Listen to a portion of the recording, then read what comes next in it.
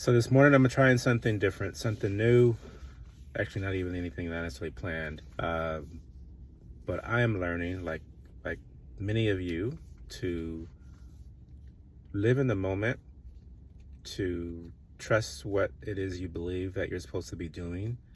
And sometimes those things happen in the most random times. I just arrived here for a meeting and I have a little time and I'm listening to the things I get my day started in the morning, just kind of things that inspire and encourage me every day. And this little small voice in my head says, record something that's on your mind and publish it. And if you don't know me, I tend to be a perfectionist, which can really ruin what you do that is good, and you wait on it because you don't think it's good enough. So I'm gonna do that. I'm not in a studio in a perfect lit area, but it doesn't really matter. I think what I want to share something that I read on a LinkedIn post the other day. It wasn't my post. It was one of my friends, Jennifer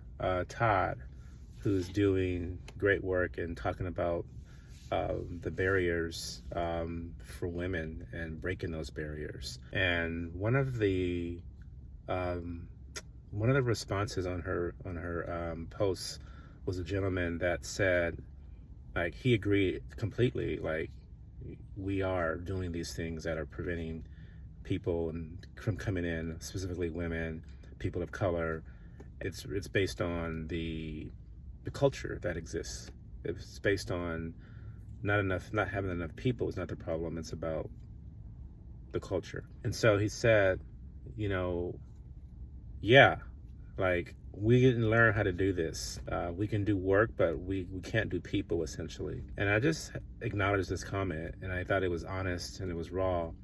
And he just acknowledged that we didn't learn how to do this stuff. We didn't have a class, for those of us who went through the trades, that talked about, back then at least, how do you, as a field leader, as a foreman, as a general foreman, as a superintendent, there wasn't a class that talked about people development and being a leader of a crew and how do you get the best out of people. It wasn't part of our DNA. And I'm not saying that to make an excuse. I'm saying that to recognize that we didn't get that. And so many great leaders that can do the work, but can't do the people part. And we're now realizing how important both are to get the best out of people. And so whatever you're challenged with, I'm encouraged every day because I know that there are more and more people that are messaging this from a place from the heart, and not because they have to, because they believe that not only is it time for change, but they want to be a part of that change. So I hope that you want to be a part of that change and that you're doing things to make the industry better, to make your world better,